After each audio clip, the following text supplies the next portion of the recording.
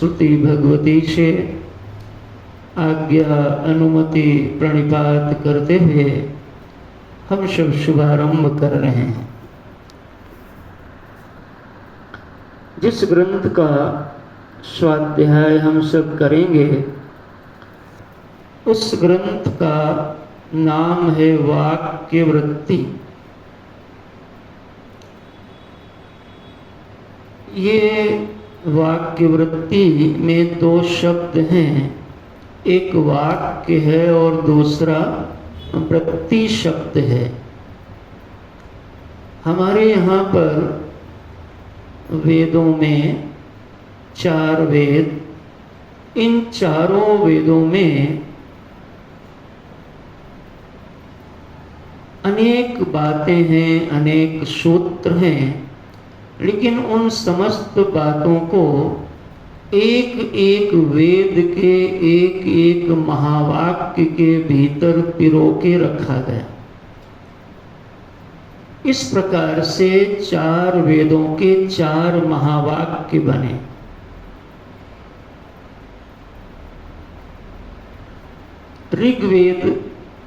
ऋग्वेद सबसे प्राचीन वेद माना गया। उस ऋग्वेद का उपनिषद है जिसका नाम है ऐतरेयी उपनिषद। उसमें प्रज्ञानम ब्रह्म यह महावाक्य मिलता है। दूसरा उपनिषद है, दूसरा वेद है जिसका नाम है यजुर्वेद। उस यजुर्वेद के अंतर्गत जो हमारा उपनिषद मिलता है उसका नाम है बृहदारण्यक उपनिषद।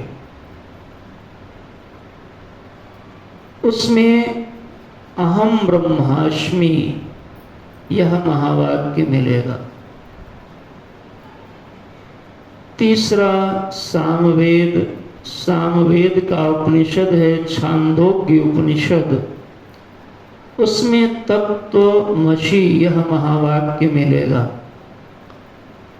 और चौथा वेद है अथर्ववेद जिसका उपनिषद है मांडूक्य उपनिषद। इस मांडूक्य उपनिषद में अयम आत्मा ब्रह्म यह महावाक्य मिलेगा। ये महावाक्य क्यों कहते हैं? महावाक्य उस वाक्य को कहते हैं जिसको समझने के लिए, समझाने के लिए अनेक वाक्यों का, सिद्धांतों का आवश्यकता पड़े, उसको बोलते हैं महावाक्य। अर्थात सूत्र रूप में, उस संपूर्ण वेद का मानो सूत्र रूप में, जैसे बीज रूप में वृक्ष रहता है वैसे ही सूत्र रूप में, उस महावाक्य के रूप में वेद का मानो तात्पर्य संजो करके रखा गया है। तो वृक्ष को देख पाना थोड़ा सरल है, लेकिन बीज से वृक्ष को देख पाना यह थोड़ा कठिन होगा। तो ये 4 वेदों के 4 महावाक्य बने। इन्हीं को वाक्य भी कहते हैं। तो वाक्य इस ग्रंथ में जिस पर हम चर्चा करेंगे, इसमें छांदोग्य उपनिषद जो सामवेद के अंतर्गत पाया जाता है, उसमें पाए जाने वाले तत्त्वमसि वाक्य का चिंतन किया जाएगा। इस वाक्य के तो ये नाम पड़ा वाक्य। दूसरा क्या है? वृत्ति। वृत्ति क्या होता है? तो वृत्ति कहते हैं सूत्रस्य अर्थ विवरणम वृत्ति। वह जो सूत्र के रूप में वाक्य प्राप्त है उसका जो विवरण करने वाला संस्कृत के श्लोकों के माध्यम से, विवरण माने विस्तार, उसकी व्याख्या करने वाला जो व्याख्या प्राप्त होती है तो उसको बोलते हैं वृत्ति। यानी इस तत्वमसि महावाक्य की जो व्याख्या है उसका हम लोग चिंतन करेंगे। समझ में आई बात? जो तत्वमसि महावाक्य है उस महावाक्य की जो वृत्ति है, वृत्ति माने व्याख्या, तो उस तत्वमसि महावाक्य की जो व्याख्या है उसका नाम क्या रखा गया? वाक्य वृत्ति। तो ऐसे इस वाक्य वृत्ति नामक ग्रंथ में हम सब प्रवेश करें। इसके रचयिता भगवान भाष्यकार आदि गुरु शंकराचार्य हैं। देखो यह एक विद्या है। सभी लोग सीधे बैठें, मन को प्रसन्न रखें, जहाँ आवश्यक हो वहाँ पर बोलेंगे भी, क्योंकि यहाँ कक्षा है, और चीज़ों को समझते चलें, मनन करते चलें, अपना नोट बना लें जिन्हें आवश्यक लगता हो, और जिनकी मेधा ऐसी है कि एक बार में धारण कर सकते हैं तो उन्हें तो बहुत बहुत प्रणाम है। तो ऐसे इस ग्रंथ का यह शुभारंभ हो रहा है। तो ये वो महावाक्य हम लोग क्यों पढ़ने जा रहे हैं? तो कहा जैसी मति होती है वैसी ही गति हो जाती है। ये मानव देह की बड़ी महिमा गाई जाती है शास्त्रों में, लेकिन मानव देह पाकर के यदि किसी के पास दृष्टि नहीं है, दृष्टि कहते हैं समझ को, अगर उसके पास कोई समझ अच्छी नहीं है तो आप लोग क्या कहते हो कि वे मनुष्य जीवन पाकर के भी अच्छा मनुष्य नहीं बन पाया, जीवन में जो पाना चाहिए वो नहीं पा सकेगा। क्यों नहीं पा सकेगा? क्या दो हाथ दो पैर नहीं है? कहा वो सब है। क्या चीज नहीं है भाई? आप थोड़ा बोले भी, क्या चीज नहीं है? समझ नहीं है, दृष्टि नहीं है उसके पास। ये दृष्टि कहाँ से मिलती है? दृष्टि वहीं से मिलती है जहां दृष्टि होती है।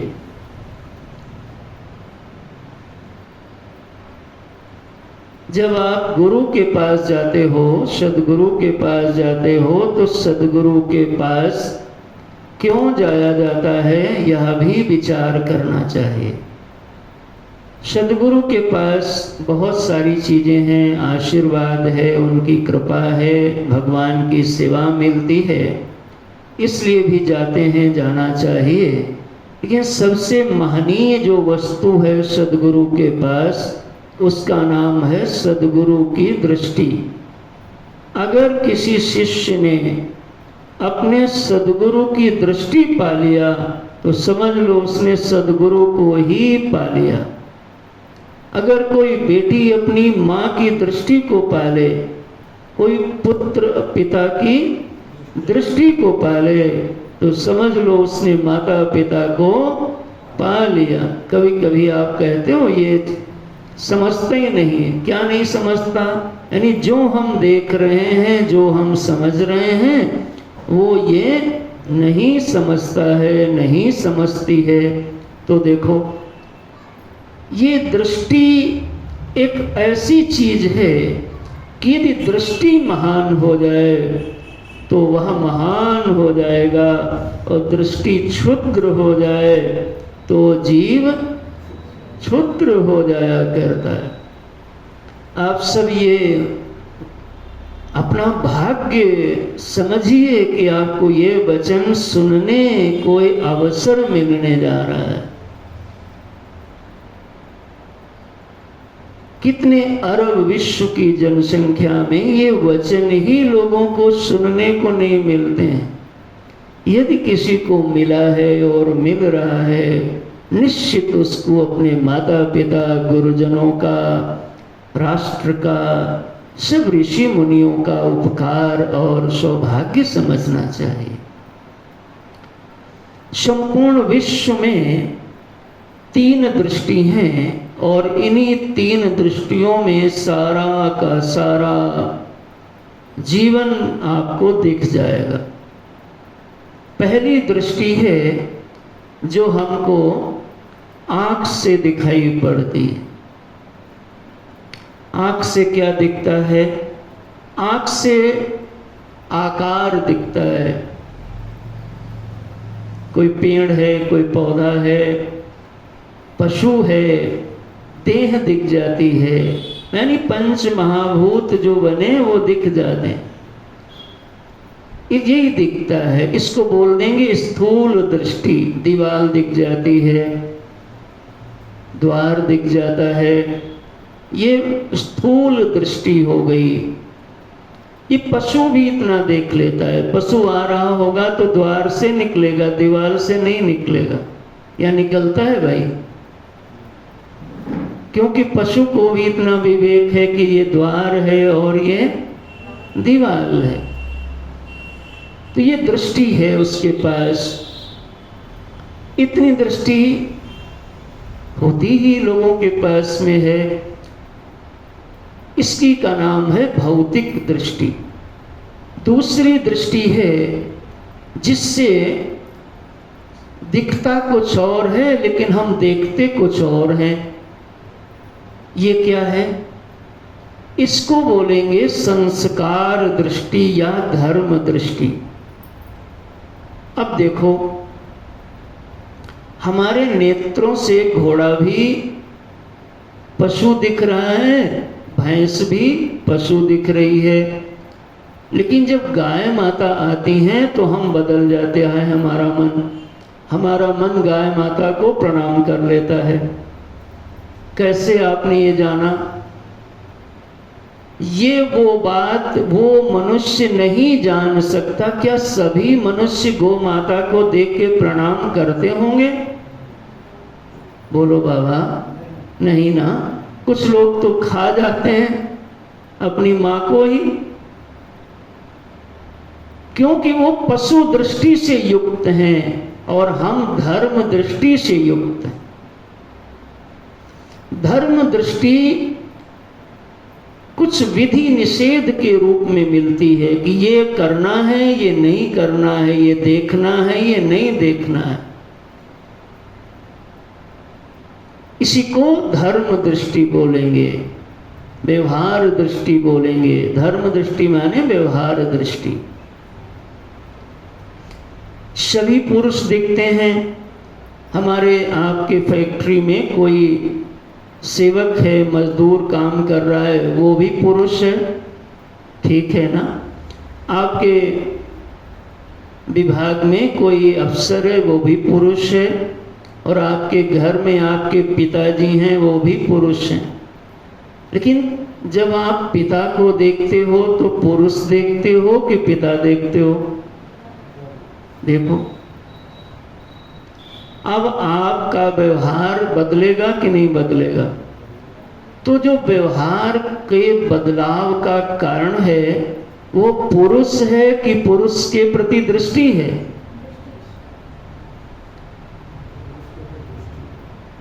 यदि उसकी बुद्धि में ये भूल जाए कि ये पिताजी हैं, क्या बनेगा?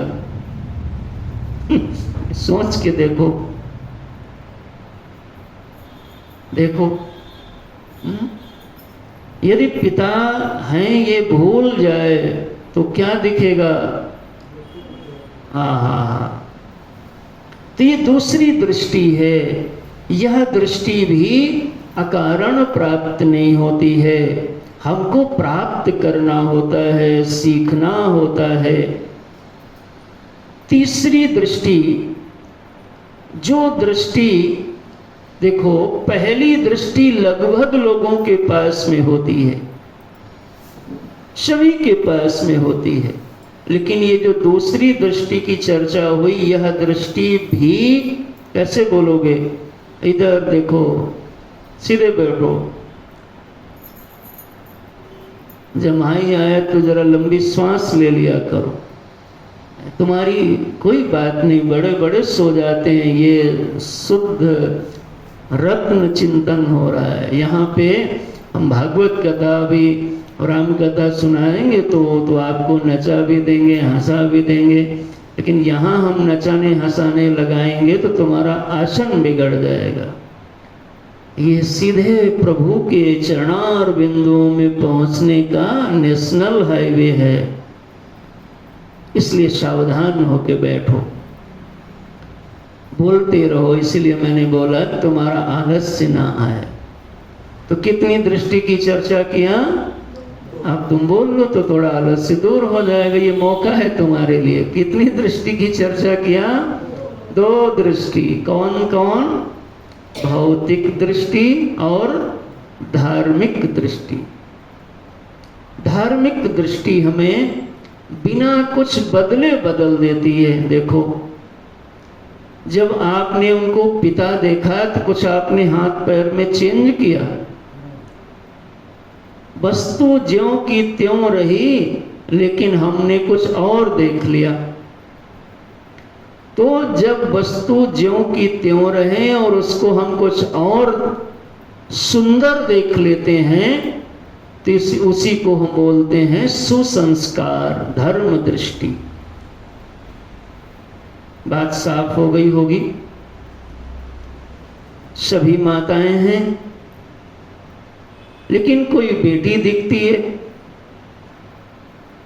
कोई बेटी दिखती है, कोई बहन दिखती है, कोई मां दिखती है।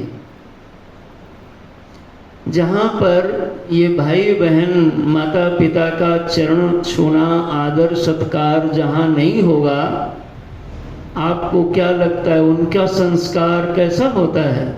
सुनते पढ़ते हो तो ना भाई, विश्व में ये भारत का, ये भारतवर्ष की देन है, हमारे ऋषि मुनियों की। आप देखो कि कैसा सुंदर समाज बनाया। सुंदरता चाहते हो तो धर्मवान बनो। जहां धर्म टूटेगा वहां सारा का सारा जो कुरूपता है वो प्रकट जाती है। पत्नी भी नारी ही होती है और मां भी नारी ही होती है। देखो आप, लेकिन माँ को हमारी संस्कार बुद्धि है, वो माँ दिखती है, पत्नी पत्नी दिखती है, बेटी बेटी दिखती है। देखो कोई है ना,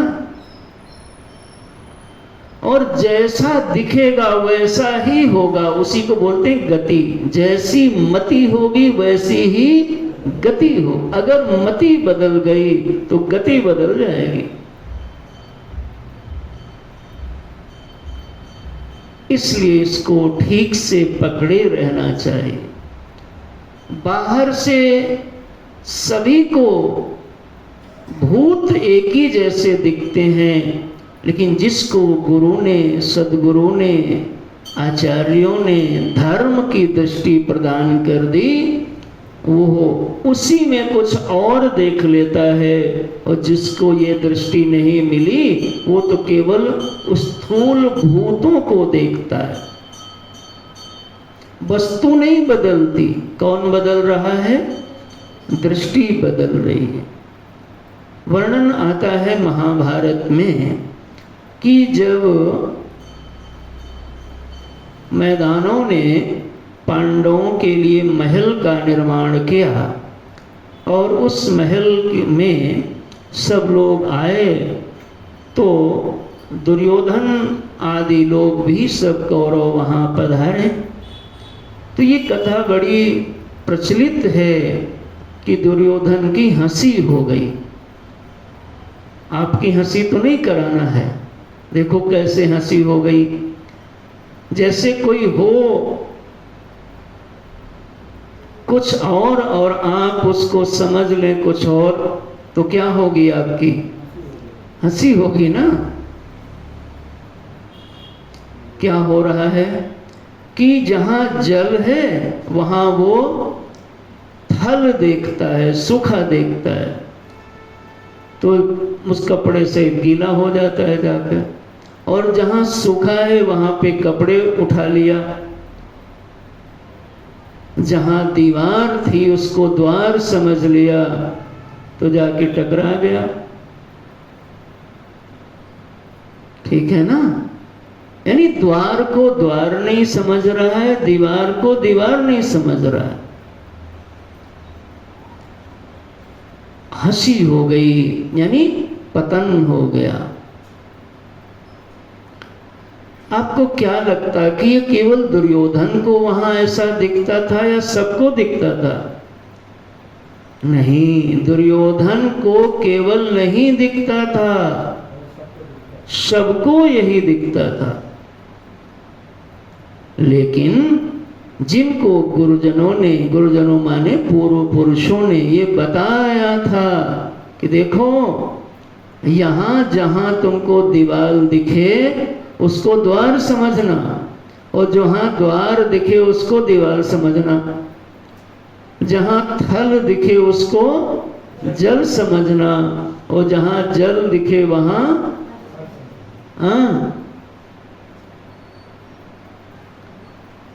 यही संस्कार दृष्टि है। ये नारी दिखे तो इसको मां समझना, दिखेगी वो नारी ही, तुम उसको समझना क्या है? दिखेगा ही पुरुष ही, लेकिन तुमको गुरु समझना है। समझ में आ रहा? देखो, जब जादूगर आता है तो जादूगर के साथ एक जमूरा होता है, तो जादूगर की जादूगरी से सारे लोग फंस जाते हैं, अचंभित हो जाते हैं। लेकिन जमूरा जो होता है जादूगर का, वो सारे रहस्य को जानता है, वो एकदम नहीं फंसता। कभी कभी सिक्के को, ढकनी को सिक्का बना देते थे, कभी कभी तो गर्दन काट देते थे। देखा था कि नहीं भाई आप सबने? तो गर्दन जो वहां कटती थी आपको दिखती थी कि नहीं? तुम्हें नहीं दिखी थी? तो जब गर्दन कट गई आपने खुद देखा, तो आपने देखा था,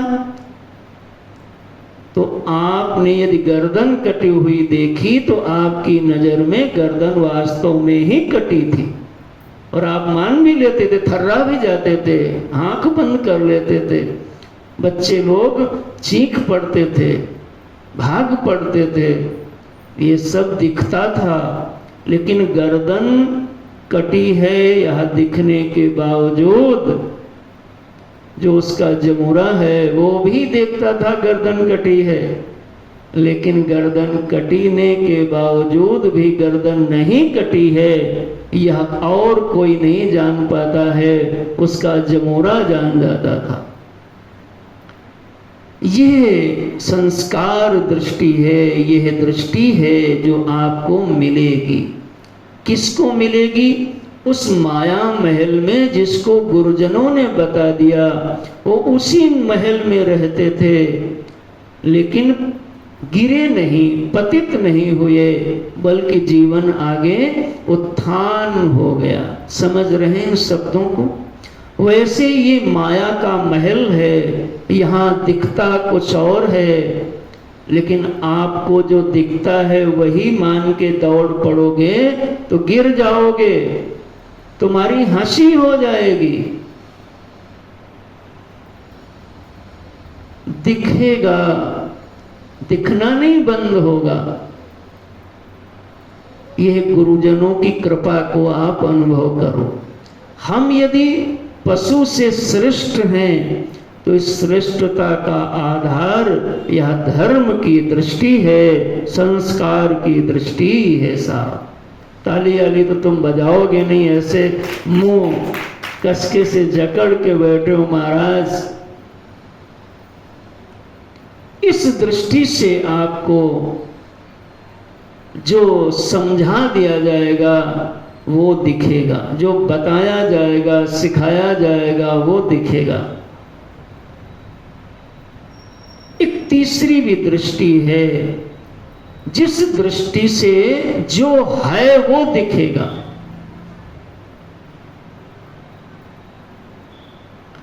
दुर्योधन उसी महल में गिर गया, यानी पतन हुआ, हंसी के पात्र हुए, ठीक है ना। ये कौन सी दृष्टि के हैं? बहुत दृष्टि, जैसा दिखा वैसे ही मान लिया तो आप फंस जाओगे। और पांडव लोग किस दृष्टि के समझने के लिए? धर्म दृष्टि के, कि दिखता कुछ और रहा और समझते कुछ और रहे, तो जीवन आगे बढ़ गया। कुछ लोगों को बड़ी भी परेशानी होती है, वो कहते हैं ये भी आदमी है, हम भी आदमी हैं। गुरुजनों को, संतों को देख करके बड़ी चिढ़न होती है कि हमको तो कोई चटाई भी नहीं भेजता और इनको चांदी का आसन लगाया गया है। तो लोगों को लगता है हमें चटाई भी नहीं मिलती, इनको चांदी का आसन कैसे दिया गया। तो देखो ये दृष्टि का खेल है।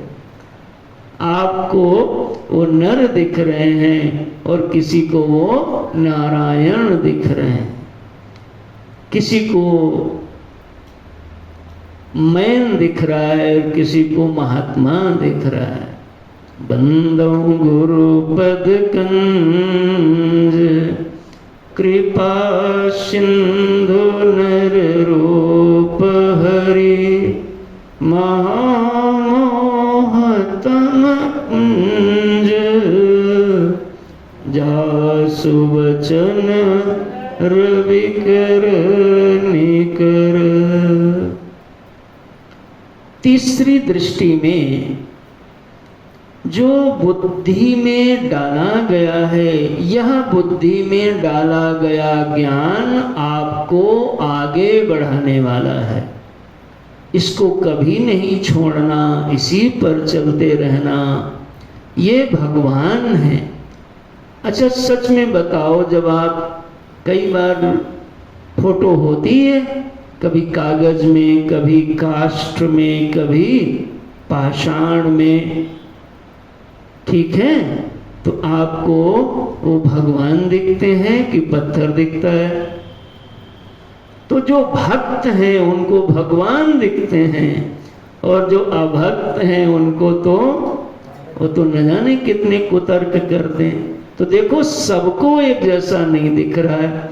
किसी को भूत दिख रहा है, भूत माने पंच महाभूत, और किसी को भगवान दिख रहे हैं। वही भूत हैं, वही भगवान है। तो यह जीवन के उन्नत होने की सीढ़ियां हैं। भौतिक दृष्टि से संस्कार दृष्टि, धर्म दृष्टि पर बढ़ो। यदि यह दृष्टि दूसरे नंबर की प्राप्त नहीं होगी और जीवन आपका बना नहीं होगा, तो जो तीसरी दृष्टि है यह तो फिर आपके लिए भारी पड़ जाएगी। तीसरी दृष्टि में इस भेद में कोई एक ऐसी चीज है जो अभेद रूप में है।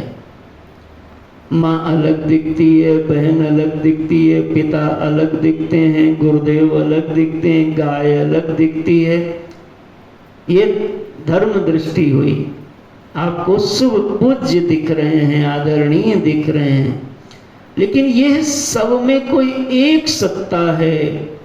वह सत्ता जिस दृष्टि से दिखाई पड़ता है उसका नाम होता है अध्यात्म दृष्टि।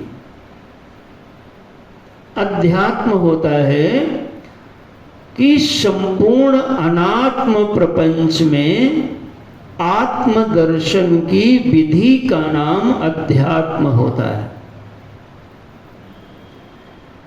घोड़ा है, ऊंट है, हाँ, बिलक बिलक चीजें दिख रही हैं, डंडा है, कुर्सी है, चटाई है, दोस्त है, दुश्मन है। यानी जो अनात्म पदार्थ है, अनात्म प्रपंच है, उस अनात्म प्रपंच में आत्मदर्शन की विधा का नाम अध्यात्म होता है। इसको बोलेंगे अध्यात्म दृष्टि। जब तक धर्म दृष्टि रहेगी तब तक विकारों में संयम रहता है, लेकिन विकारों का नाश नहीं होता है, एक नियंत्रण होता है।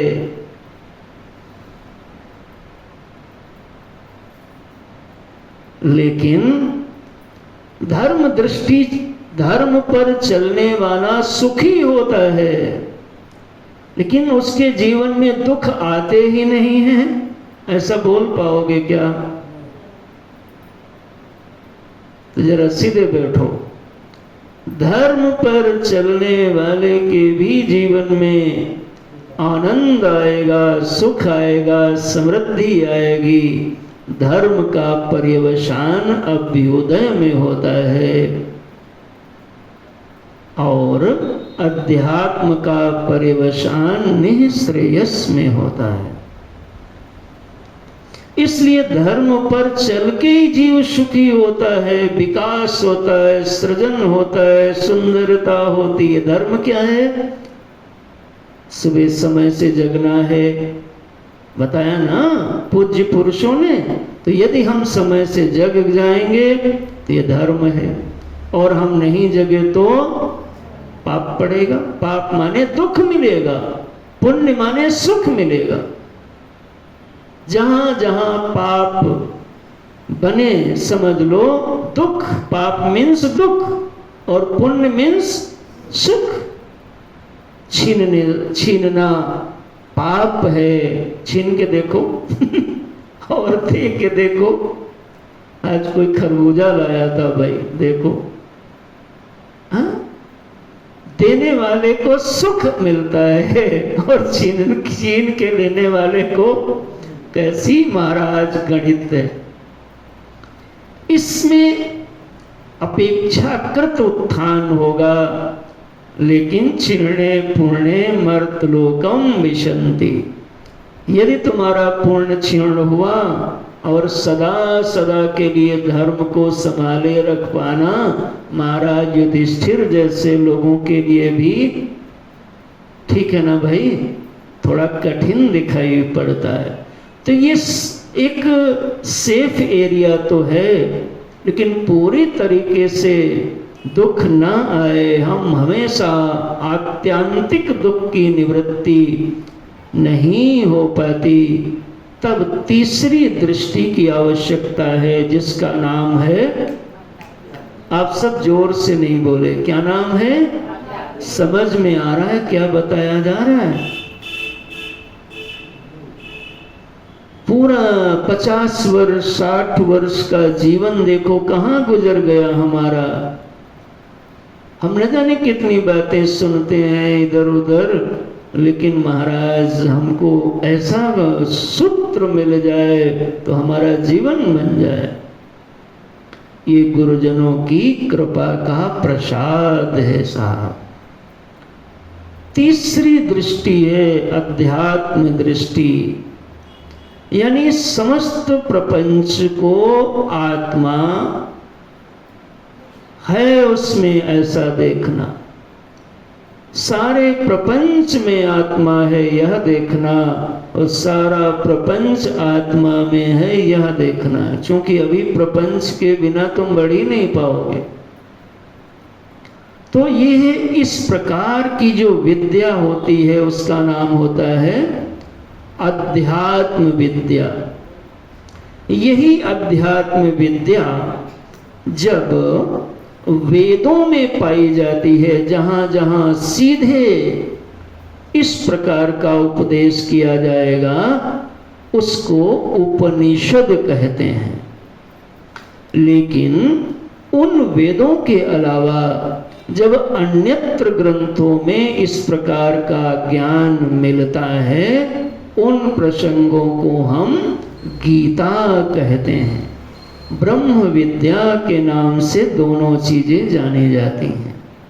इसको वेदांत के अंतर्गत मानते हैं, इसको वेदांत भी कह देते हैं। वैसे वेदांतो नाम उपनिषद प्रमाण, उपनिषद के लिए प्रयोग आएगा, लेकिन चूंकि यह सब विद्या उस वेदांत यानी वेदानाम अंतः वेदानामंतः माने वेदों के निर्णय, वेदों का जो तात्पर्य है उसको प्राप्त कराने वाली बनेगी क्या? विद्या। इसलिए इस सब विद्या को हम वेदांत विद्या भी कह देते हैं, अध्यात्म विद्या कह देते हैं। तो यह वेदांत का स्वाध्याय का शुभारंभ है। देखो तो तीसरी दृष्टि में क्या होता है? तो कहा तीसरी दृष्टि में नाश हो जाता है, समापन हो जाता है। किसका? तो कहा बस आत्मा मात्र रहती है, बाकी सब का सब खत्म ही हो जाता है। तो कहा वाह भाई वाह। तो कहा काहे से खत्म करोगे? डंडा से कि फावड़ा से कि हाथ से? तो कहा नहीं नहीं, जो किसी कारण से खत्म होगा, किसी उपकरण से खत्म होगा, जो काल में खत्म होगा, वो फिर पैदा हो जाएगा कभी न कभी। विचार करके देखिएगा, जो काल में मरता है वो काल में फिर आ जाता है। नहीं, ध्यान आता है कि नहीं? एक घट था, आपने उसको तोड़ दिया, मिट्टी बना दिया, तो कुछ दिन के बाद कुम्हार उसको फिर मिट्टी से घट बना देगा। सोनार था, ये दृष्टांत ज्यादा ठीक पड़ेगा, ये आपके अनुभव में बैठेगा। तो वो थी अंगूठी, एक काल में आपने उसको बेच दी, सोनार ने, स्वर्णकार ने खरीद लिया और गला दिया। कुछ दिन के बाद उसी का एक कुंडल बना दिया। तो पहले जन्म में वो अंगूठी थी, इस जन्म में कुंडल बन गई। हो सकता अगले जन्म में नथनी बन जाए। तो देखो, काल में मरी तो काल में फिर आ गई। लेकिन जो ज्ञान से मरता है वो फिर कभी नहीं आता। तो जगत आंख बंद करने से भी नष्ट हो जाता है। जब सोते हो तो जगत नष्ट हो जाता है कि रहता है? तुम्हारा दूल्हा दुल्हन, बेटा, दर्द, मोबाइल, बीमारी नष्ट हो जाता है कि नहीं नष्ट हो जाता है? फिलहाल इतना कहो कि महाराज हमको पता नहीं चलता। कुछ है कि नहीं? आम किमपि न जानामि। काल में नष्ट हुआ है तो काल बदलने पर फिर खड़ा हो जाएगा। लेकिन जब ज्ञान से नष्ट होगा तो न स पुनरावर्तित, न स पुनरावर्तित, फिर दोबारा वो आता नहीं है। रामायण में प्रसंग आता है कि एक बार कामदेव ने जब भगवान शंकर की समाधि भंग करने के लिए देवता लोगों ने प्रार्थना किया कि हे कामदेव, तुम जरा जाओ और भगवान की समाधि को भंग करो, ये हमारे प्रभु की लीला है, देखना जरा।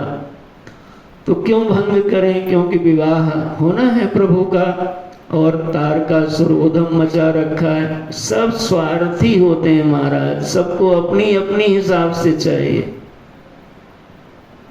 देवता लोगों को भगवान के विवाह की चिंता उतनी नहीं है जितना उनके पुत्र की चिंता है कि जल्दी बाबा का पुत्र हो, ताकि हमको जो पीटा जा रहा है उससे हम बच पाए।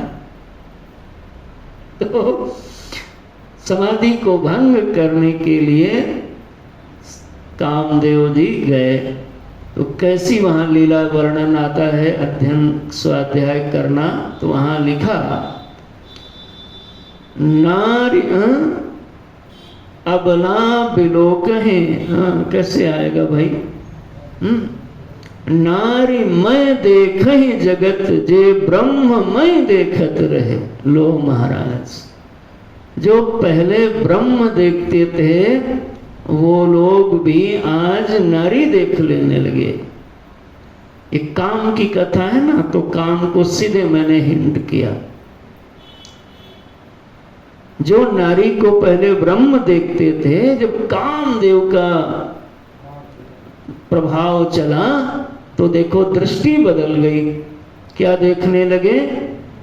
नारी में। अभी ब्रह्म में देख रहे थे, किसको? उन्हीं को, थोड़ी देर पहले, क्योंकि उनकी साधना से, लेकिन प्रभाव पड़ गया। कभी कभी ये मत कहना कि जो ज्ञानी हैं वो नारी को नारी नहीं पहचानते, ऐसा नहीं होता है। तीनों दृष्टियां ज्ञानी के पास होती हैं, इसलिए त्रिनेत्रधारी होते हैं। कितने नेत्रधारी? और हम अभी कितने नेत्रधारी हैं? तो पहले एक बात को साफ करो। शुक्राचार्य राजा बलि को मना करते हैं, रोकते हैं, मत दो, ये विष्णु हैं, छल लेंगे। तो क्या चाहते हो कि श्रेष्ठ न किया जाए, यानी जो दिखे वही किया जाए। ये भूत दृष्टि हुई। उनको क्या करना चाहिए था? गुरु हो तो तुमको तो आगे बढ़ाना था शिष्य को, और तुम किधर बढ़ाए? पीछे कर रहे हो। तो भगवान ने उनकी एक आंख को क्या किया था? तो कई बार कथावाचक लोग और कथा व्यास से ये सुनाई पड़ेगा कि एक आंख फूट गई तो अद्वैत दृष्टि मिल गई। अद्वैत दृष्टि ऐसे नहीं मिलती आंख फोड़ने से, और आप लोग फोड़ना नहीं, कभी जाके हम बता दे रहे हैं। एक दृष्टि अशुभ का प्रतीक कर दिया, क्योंकि तुमको तो दूसरी दृष्टि ही नहीं आई। तुम जो दिख रहा वही तुमको, केवल कश्यप के पुत्र दिखते तो ठीक था, और कश्यप के पुत्र में विष्णु दिख रहे हैं, लेकिन तुम देखना ही नहीं चाह रहे हो। क्या देखना चाह रहे हो? कश्यप के पुत्र। तो भगवान ने कहा जब देखना ही नहीं चाह रहे तो दो आंख की क्या जरूरत है, एक ही रखो महाराज। यानी भूत दृष्टि केवल। ये दो आंखें हैं, लेकिन आंख दो नहीं है, एक ही है, ध्यान रखना। इन आंखों से कभी ऐसा होता है कि एक से कुछ और दिखे, दूसरे से और दिखे? अच्छा, कान दो हैं कि एक है? तुम दो क्यों बोलते हो? क्योंकि दो तुम्हारी गिनती में आते हैं, पकड़ते हो दो। सुनते एक हो कि दो? इधर से कुछ और सुनो, इधर से कुछ और, या एक ही सुनते हो? भाई कोई दो सुनता हो तो बता सकता है। हम तो आपको दो दिखते इसलिए दो बोलते हो। कान केवल उसके गोलक दो हैं महाराज, स्थूल चीज दो है। कान दो कह सकते हो व्यवहार में, लेकिन विचार में, बोध में क्या रखना है? कान एक शक्ति है, कर्ण एक शक्ति है। तो जल्दी से देखो, मुझे पहुंचना है प्रसंग पर। तो शुक्राचार्य जी की एक आंख चली, भूत दृष्टि रह गई। अभी हम दृष्टांत कौरवों का ले रहे थे। दुर्योधन को वही जान रहा है, जो दिख रहा है वही जान रहा है, लेकिन पांडवों को जो दिख रहा है वो भी जान रहे हैं, जो नहीं दिख रहा है वो भी जान रहे हैं। पकड़ में आया? तो दुर्योधन के पास एक दृष्टि है, पांडवों के पास दो दृष्टि है। दो दृष्टि माने समझ रहे हो ना आप? वहीं पे हमारे प्रभु भी खड़े हैं, मालिक साहब, श्याम सुंदर बांके बिहारी, है ना। अभी 2 जून से शुक्रताल में, जहाँ स्वयं भगवान आए थे, पधार गए थे, और स्वयं सुखदेव भगवान शिव के साक्षात स्वरूप, और महाराज परीक्षित गंगा के तट पर कथा सुनी। आप सब बहुत सारे लोग यहाँ से शायद जाएंगे उसमें, तो वो लाभ देखो कितना महनीय होगा। तो वहां तो प्रभु भी खड़े हैं। तो जो दुर्योधन समझ रहा है, पांडव वो भी समझ रहे हैं, लेकिन पांडव जो समझ रहे हैं वो कौरव नहीं समझ रहे हैं। अब आ जाओ भगवान की तरफ। जो प्रभु कृष्ण समझ रहे हैं क्या समझ रहे हैं? जो कौरव समझ रहे हैं वो भी समझ रहे हैं, जो पांडव समझ रहे हैं वो भी समझ रहे हैं, और भी कुछ समझ रहे हैं, वो ये लोग समझ नहीं रहे हैं। जो तुम समझ रहे हो, या जो भौतिकवाद में, मात्र केवल जड़वाद में पड़े लोग हैं, सद्गुरु उनको भी जानता है, और जो धार्मिक संस्कार से सुसज्जित हैं उनको भी जानता है, और वो इन दोनों के ऊपर एक और सत्ता है जो सर्वव्यापी सत्ता है, अद्वैत सत्ता है, उनको भी जानते हैं। तो जिसके जीवन में तीन दृष्टि, तीसरी दृष्टि मात्र से ही हमारे समस्त अनर्थों का नाश हो जाता है, क्योंकि अनर्थों का मूल है द्वैत। द्वितीयात् भयम भवति, जब तक दो रहेंगे तब तक भय रहेगा, दुख रहेगा, समस्या रहेगी। तो क्या करें? दूसरा जो दिख रहा है उसको मिटा दें?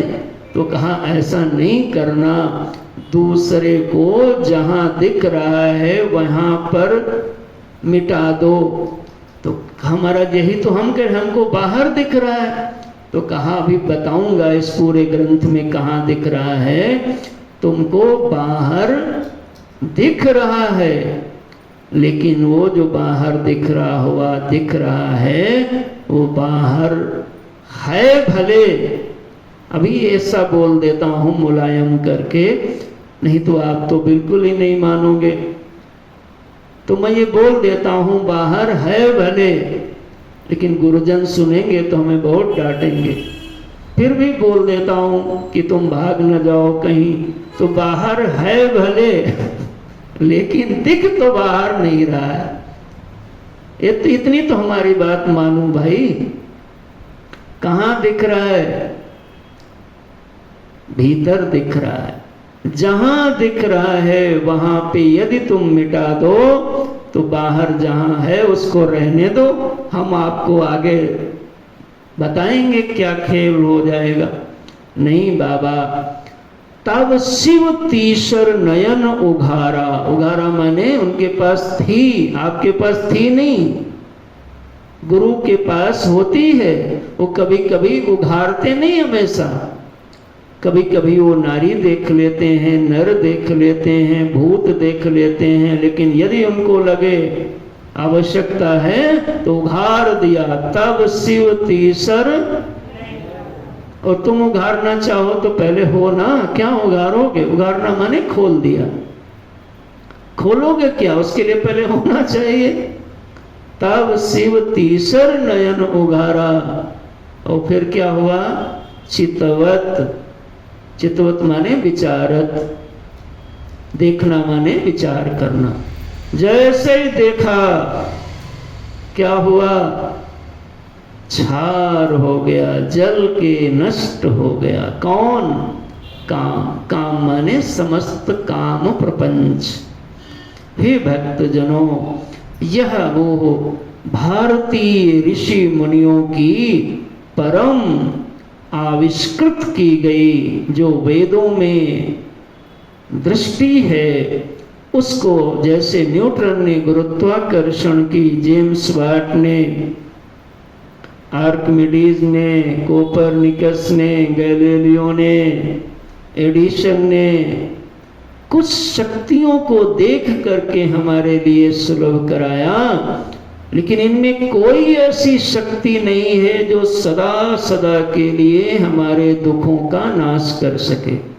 सुविधाजनक हैं, उनका हम आदर करते हैं।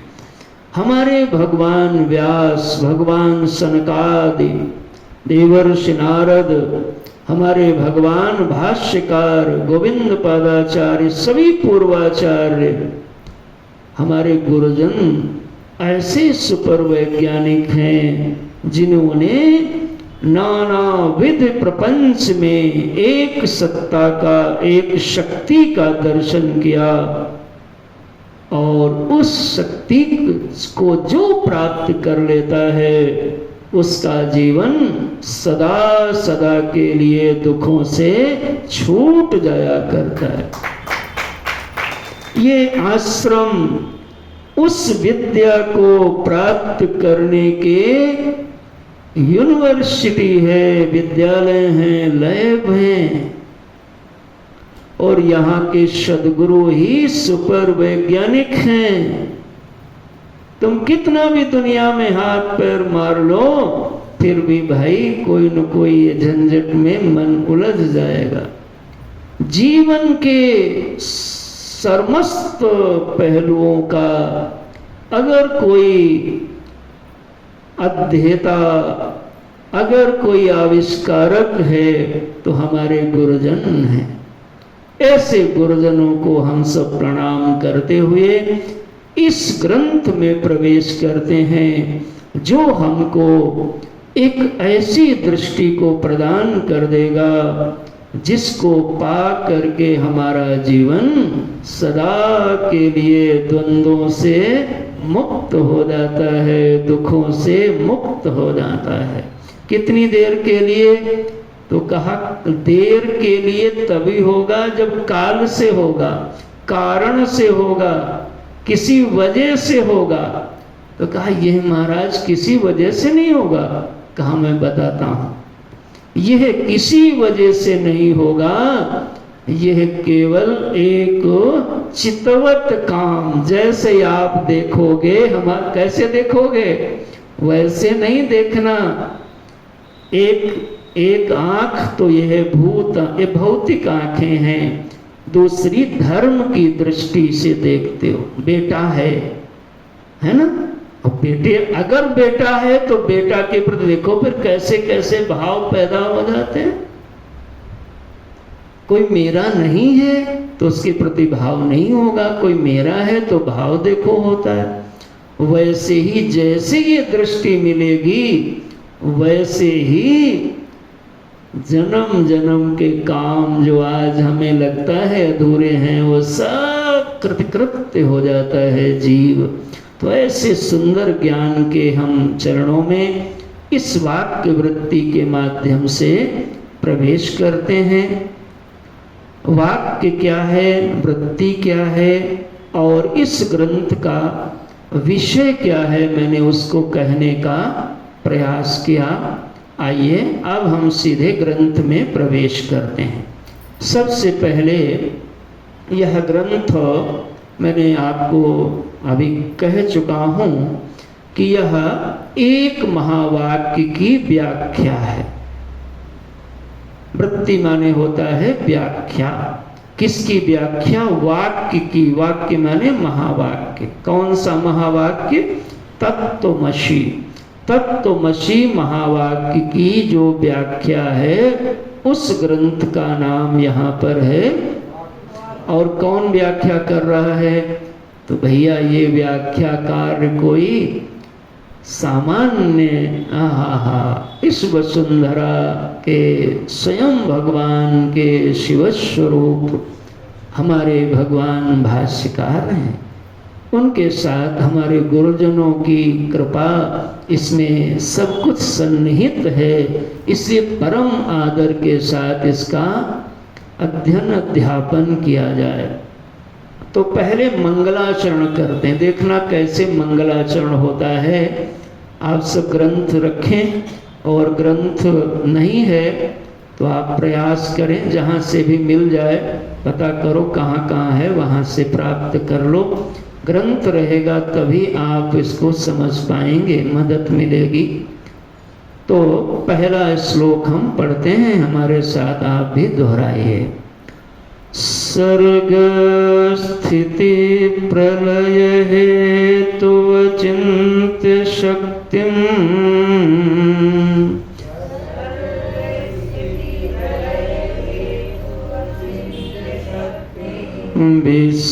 विश्वेश्वरं विदित विश्वमनन्तमूर्तिम्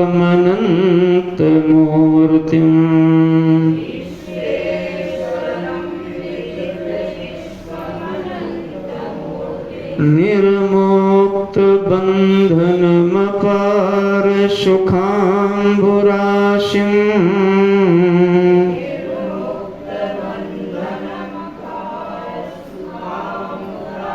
श्रीवल्लभं विमलबोधघनं नमामि।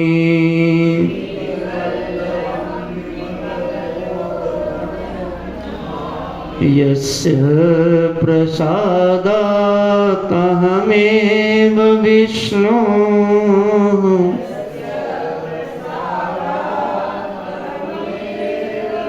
मय्येव सर्वं परिकल्पितं च।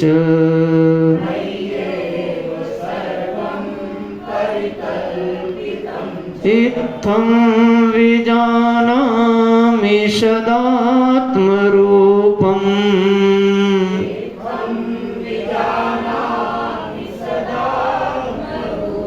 तस्याङ्घ्रिपदमं प्रणतोऽस्मि नित्यम्।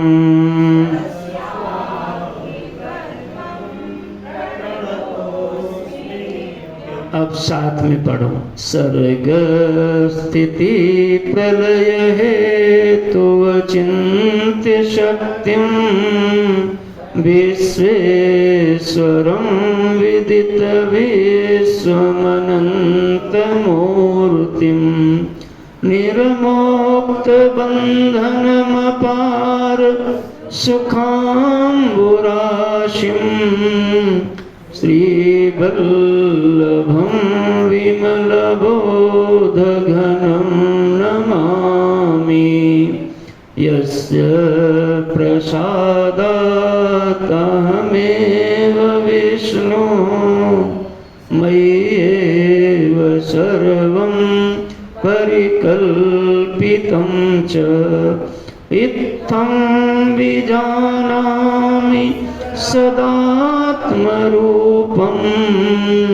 तस्याङ्घ्रिपदमं प्रणतोऽस्मि नित्यम्। इन दोनों श्लोकों में पहले श्लोक में भगवान की ईश्वर की वंदना है और दूसरे में गुरुदेव की वंदना है। देखें आप, इसको हम बार बार देखेंगे। अभी थोड़ा सा अर्थ करके आगे चलते हैं। श्री वल्लभम विमल बोध घनम नमामि। मैं उन्हें नमन करता हूँ, प्रणाम करता हूँ। किनको? श्री वल्लभम। श्री माने लक्ष्मी, वल्लभम माने पतिदेव। मैं लक्ष्मी के जो पतिदेव हैं भगवान नारायण, देखो कैसी वंदना है। हाँ? माता जी के साथ पिताजी को स्मरण किया, माया के साथ ईश्वर को स्मरण किया। जितना चिंतन चाहो कर लो। श्री वल्लभम, मैं लक्ष्मी के पतिदेव को, प्रभु को नमामि। कैसे हैं वो? तो कहा विमल बोध घनम। कैसा कसा शब्द बनाया, मल नहीं है, विमल है। आहा हा।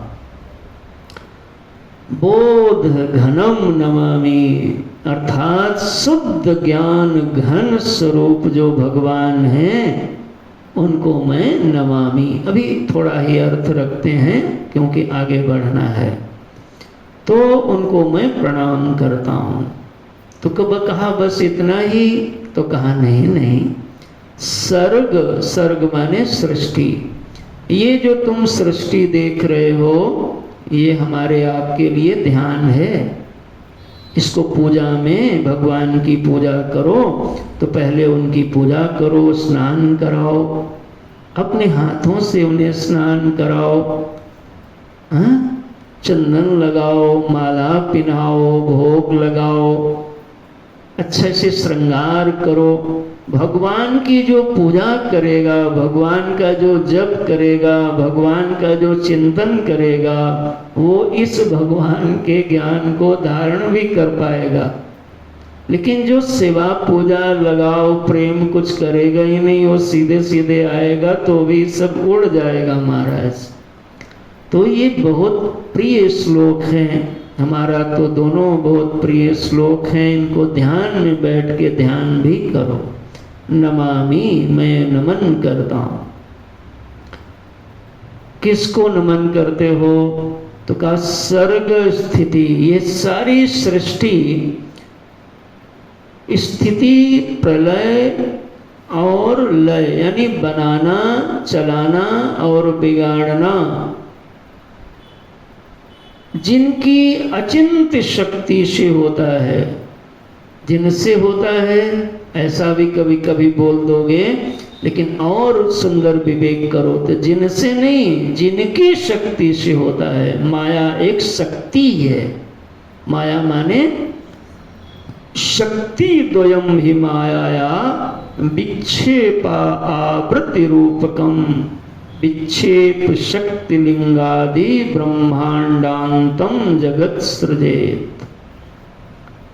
ठीक है, तो शक्ति को मैं नमन करता हूँ। विश्वेश्वर विदित विश्व मनंत मूर्ति, और यह संपूर्ण जो अचिंत्य शक्ति माया है वो कैसी है? स्वतंत्र नहीं है, भगवान की है, उन्हीं की है। उन्हीं की शक्ति से सारी सृष्टि को बनाती है, चलाती है और लय भी कर देती है। तो ऐसे जो विश्वेश्वर भगवान हैं, विश्व के जो ईश्वर भगवान हैं, विदित विश्व मनंत मूर्ति, मानो भगवान का यह विश्व मूर्ति विग्रह है। ये उपासना बन जाएगी। निर्मुक्त बंधन, कोई उनको बंधन नहीं है, सभी बंधनों से फ्री हैं। बंधन क्या होता है? तो कहा जो हमारे बस में ना हो उसी को बंधन कहते हैं। आपके घर में आपको बंधन लगता है? नहीं लगता है। लेकिन जेल में डाल दिया जाए तो बंधन लगता है। क्यों? क्योंकि वो जेल है। जेल क्यों है? क्योंकि उसकी चाबी हमारे पास नहीं रहती। तो जिसकी चाबी हमारे पास नहीं रहती उसका नाम जेल होता है, और जिसकी चाबी हमारे पास रहती उसका नाम घर होता है। ठीक है ना भाई? ईंटा कमरे का ही नाम घर भी होता है, और ईंटा से बने हुए कमरों का ही नाम जेल भी होता है। तो मूल अंतर कमरों में नहीं है, मूल अंतर चाबी के रख रखाव में है, कि उसकी चाबी जेलर साहब के पास है और इसकी चाबी घर में, घर के तो आप ही जेलर हो भाई, तो आपके पास में है। तो ऐसे जो विश्व मूर्ति भगवान है, अनंत मूर्ति, निर्मुक्त बंधन अपार, कोई बंधन नहीं है। सुखाम्बु राशिम, और सुख के राशि हैं। देखो सब शास्त्र भगवान को यही बताएंगे। आप अच्छे अध्येता बने तो यत्र तत्र हंस के तरीके से रामायण भागवत जहाँ जहाँ सुने हो, आपकी बुद्धि सब जगह दौड़ जानी चाहिए। ठीक है? सच्चिदानंद रूपाय विश्वोत्पत्त्यादि हेतवे तापत्रय विनाशाय श्री कृष्णाय वयम नमः। हम सब लोग भगवान को प्रणाम करते हैं। तो ऐसे जो लक्ष्मी के पति हैं उनको नमामि, हम प्रणाम करते हैं। अब आगे कहते हैं यस्य प्रसादात्, जिनके प्रसाद से अहम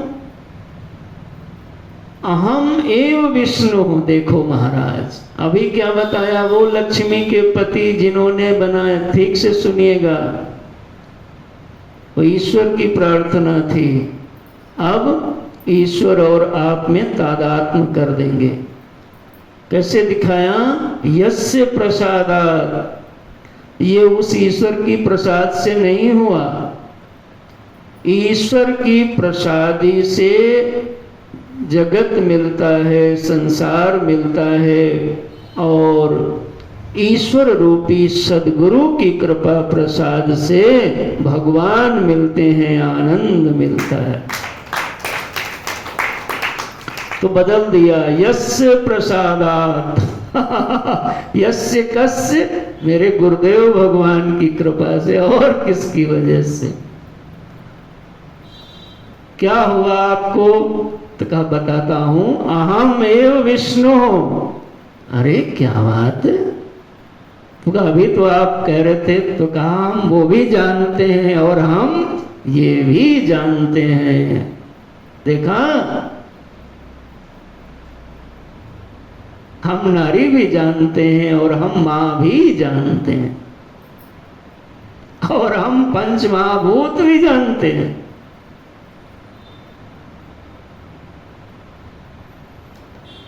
यस्य प्रसादात्, उपाध्यक्ष जी, ये काम ईश्वर की अनुग्रह से होता है, मगर ईश्वर जब भी करना चाहेगा तो ईश्वर बन के नहीं कर पाएगा, सदगुरु बन के ही करना पड़ता है। वो चाहे किसी के लिए भी आए हों, वही व्यवस्था करते हैं। ऐसी महनीय बुद्धि अपने सदगुरु के प्रति बना के इसको अध्ययन करिएगा। यस्य प्रसादात् अहम एव विष्णु मय्येव सर्वं परिकल्पितम् च। देखो, अद्वैत सिद्ध कर दिया। ये सारा का सारा जिसको आप सर्ग स्थिति प्रलय कह रहे थे, तो तीनों मुझ में कल्पित दिखता है। इत्थम विजानामि, हिम्मत देखिए जरा, ये साधक है, गुरु का लाडला शिष्य है, इसने सदगुरु के अमृत को पाया है, तो डर थोड़ो ना। जैसे जमूरे जादूगर का जो छोरा होता है वो डरता है क्या जादूगरी से, ऐसे ये सदगुरु का जमूरा है महाराज, शिष्य है। देखो कैसी भगवान हम सबको समझ यहाँ दे रहे हैं कि थम बिजानामि, न जानामि नहीं, बिजानामि, अच्छी तरीके से मैं जान रहा हूँ, बोध है। सदात्म रूपम, यहाँ ये मात्र सब कुछ मेरी आत्मा ही दिखाई पड़ रही है। तस्यांग्रि पद्मम, तस्यांग्रि माने उन सदगुरुदेव के चरणों में प्रणतोस्मि नित्यम, मैं नित्य प्रणाम करता हूँ, जिनके प्रसाद से मैं एव, ये जो अहम सत्ता है वो मूल में विष्णु सत्ता है, मैं इसको जान सका और सारा यह प्रपंच उन्हीं में कल्पित है, जिनकी कृपा से ये काम मेरा हुआ है। ऐसे सद्गुरुदेव भगवान को मैं प्रणाम करता हूँ। ये दूसरा मंगलाचरण हुआ। मंगलाचरण के बाद आगे सीधे भूमिका बनाते हैं। यह ग्रंथ में एक शिष्य एक गुरु के पास में जा करके और प्रश्न करते हैं। देखो कैसे प्रश्न किया। तापत्रयार्क संतप्तः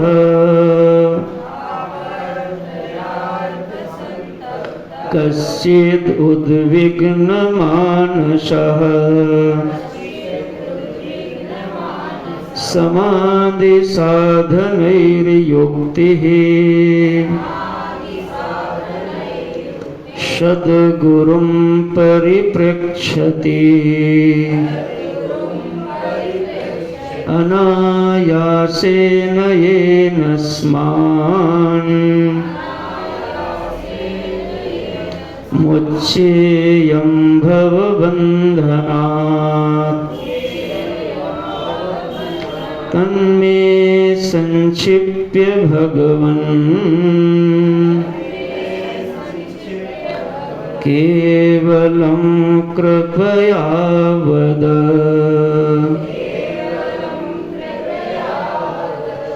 मानो कोई एक परिसंवाद रूप में ग्रंथ है, अच्छी तरीके से संवाद की शैली को फॉलो किया गया। कि मानो कोई गुरुदेव अपने स्थान में विराजमान हैं, उनके पास कोई शिष्य गया। कैसा शिष्य है? देखो, तापत्रयार्क संतप्ता। ये शिष्य 3 प्रकार के तापों से संतप्त है, दुखी है। ये दुख जो होता है ना, ये भगवान को मिलाने का साधन बन जाता है। इसलिए दुख को कभी कभी आदर किया करो। कुंती अम्मा ने तो दुख मांगा, संत लोग भी दुख मांगते रहते हैं। कहते हैं प्रभु ज्यादा सुख मत देना, थोड़ा थोड़ा दुख भी देते रहो ताकि हम आपको याद करते रहें। ये जो साधक है वो 3 प्रकार के तापों से संतप्त है। 3 प्रकार के तापों माने भौतिक दृष्टि से भी दुखी है, यानी सामने वाले भी नाम रूपों से दुख इसको बड़ा मिलता है। दैविक दृष्टि से भी बड़ा परेशान है, और अंतःकरण में भी बड़ा उलझाव है, विक्षेप है, हाँ, घुटन है, कोई मार्ग नहीं सूझ रहा है। ऐसा कोई शिष्य है। तापत्रयार्क संतप्तः कश्चिद उद्विग्न मानसः। और मन कैसा है? बड़ा उद्विग्न है, परेशान है। ये हमारी ही कथा है, हमारा ही ऐसा जीवन होता है। 3 प्रकार के तापों से युक्त रहता है, और मन कैसा रहता है? उद्विग्न रहता है।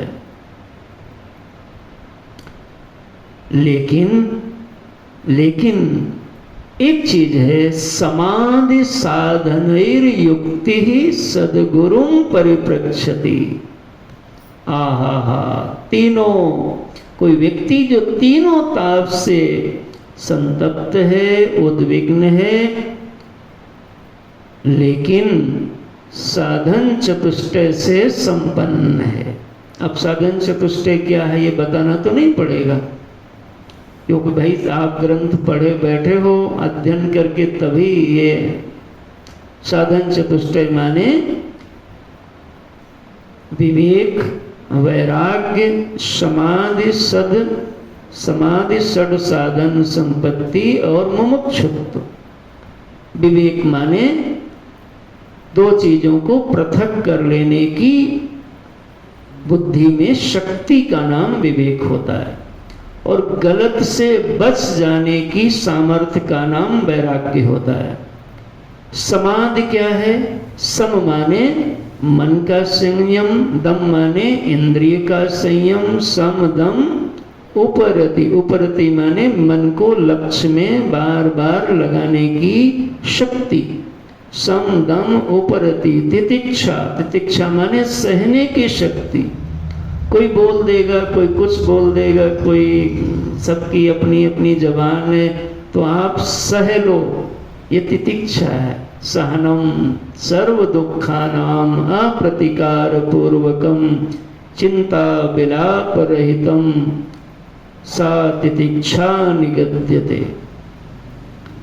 कपिल भगवान माँ को कहेंगे संतों के लक्षण में तितिक्षवाः कारुणिकाः सुहृदं सर्वदेहिनां अजात शत्रवः शान्ताः साधवो साधुभूषणम्। ये साधु के लक्षण हैं। तो तितिक्षा है, हाँ बोलो भाई, सम दम उपरति, तितिक्षा, श्रद्धा। श्रद्धा माने गुरुदेव और शास्त्र के वचनों में दृढ़ विश्वास। हाँ, श्रद्धा और समाधान। समाधान माने चित्त की एकाग्रता। मुमुक्षुत्व माने मोक्ष की इच्छा। ये मोक्ष की इच्छा सारी इच्छाओं में महनीय इच्छा है। पाने की, खाने की, लेने की, देने की, सजने की, जाने की, विवाह की, घर बनवाने की, ये सब इच्छाएं पैदा होती हैं।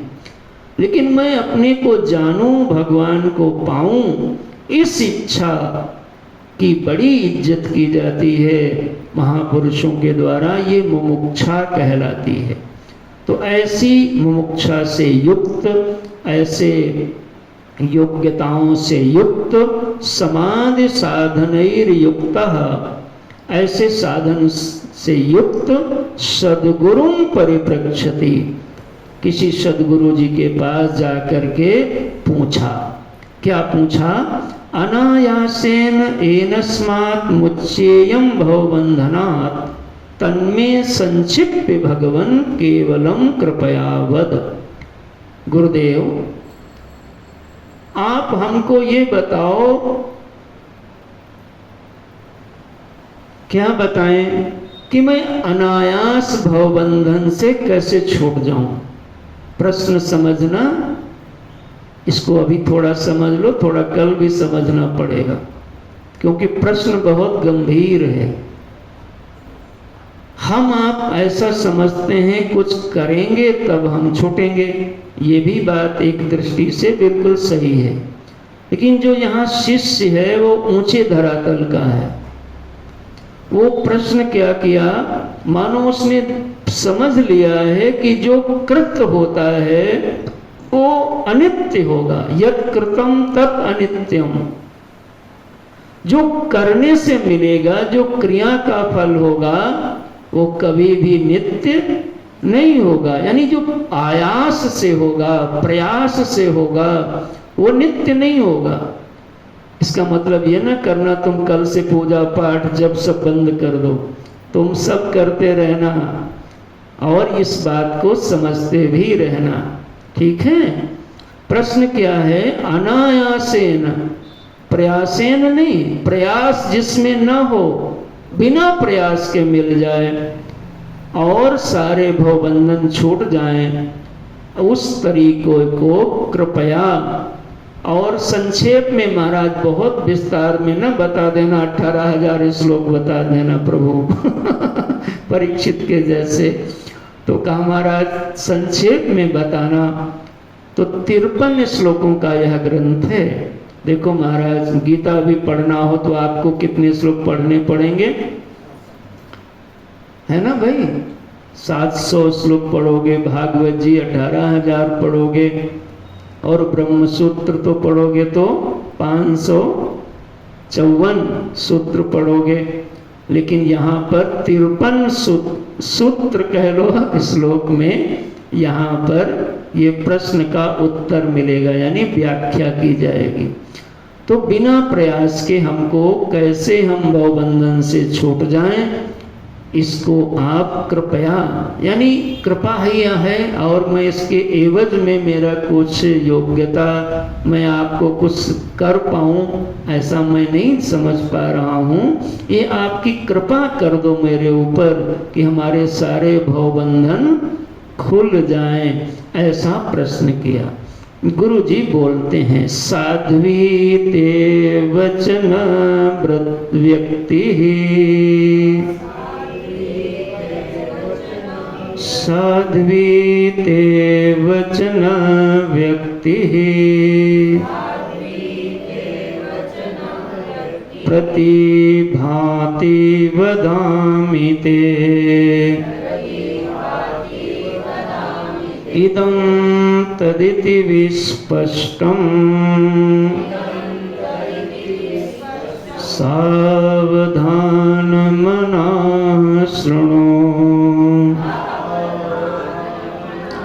तत्त्वमस्यादिवाक्योऽर्थं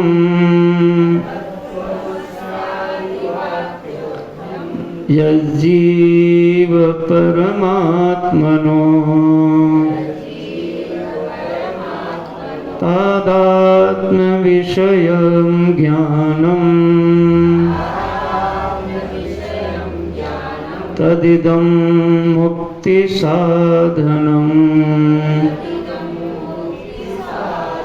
साध्वी, साध्वी माने साधु, साधु माने सुंदर। सुंदर बात तुमने पूछी है बेटा। देखो परीक्षित जी के सामने, परीक्षित जी ने जब गुरुदेव सुखदेव भगवान के सामने पूछा, अतः पृच्छामि संसिद्धिं योगिनां परमं गुरुं, म्रियमाणस्य को धर्मः जो मरण धर्म है वो क्या करे? तो परीक्षित जी के प्रश्न को गुरुदेव ने पहले सराहना किया। वरीयानेषु ते प्रश्नः कृतो लोकहितं नृप। अरे नृप, अरे राजन, तुमने बड़ा सुंदर प्रश्न किया है। देखो, जब सुंदर प्रश्न हो तो गुरुजन उसकी प्रशंसा करते हैं। आज यहाँ पर भी गुरुदेव ने प्रशंसा किया। साध्वी ते वचनम व्यक्ति, आपने बड़ा सुंदर प्रश्न पूछा है, सुंदर प्रश्न पूछा है, उचित प्रश्न पूछा है। तुमने अच्छी तरीके से प्रश्न को रिफाइन करके रख दिया है। प्रश्न क्या है? देखो, अनायासेन, अनायासेन कैसे भवबंधन छूटेगा? अभी तक आपने यही सुना है, ये करो तब छूटेगा, ये करो तब छूटेगा, ये करो तो। और यह प्रश्न जल्दी कोई कर नहीं पाएगा, क्योंकि इतना समझ उसी की होती है जिसने संतों की सभा का सेवन किया होगा, संतों की सेवा किया होगा, क्योंकि यह ऊंची धरातल की दृष्टि है। तो गुरुदेव प्रसन्न हो गए। तुमने बड़ी अच्छी तरीके से पूछा है, मैं तुमको इसको इदम तदिदम इदम त इति विस्पष्टम, मैं इसको बड़ी स्पष्टता से बताऊंगा और तुम सावधान होकर के सुनो। अच्छा महाराज, क्या बताएंगे? तत्त्वमसि आदि वाक्यों से उत्पन्न होने वाले यद जीव परमात्मनो, जिस प्रकार से जीव और परमात्मा का तादात्म्य के ज्ञान से मुक्ति हो जाती है, उसको मैं तुमको उस मुक्ति के साधन को बताने जा रहा हूँ। फिर से बोल देता हूँ, क्या बताएंगे? तो गुरुदेव ने कहा, तत्त्वमस्यादि वाक्योत्थम, तत्त्वमसि, तत्त्वम असि, तुम वही हो। इस महावाक्य के द्वारा जिस प्रकार से वेद ने जीव और ईश्वर के एकत्व को दिखाया है, मैं वही तुमको यहाँ पर उस ज्ञान को, उस साधन को, उस समझ को प्रदान करूँगा जो तुम्हारी मुक्ति का साधन बन जाएगा। ऐसा यहाँ पर संवाद चालू हुआ। तो गुरुदेव बोल रहे हैं, उसको हम लोग सुनेंगे धीरे धीरे। आज हम लोग प्रथम दिवस की कक्षा यहीं पर विराम करते हैं।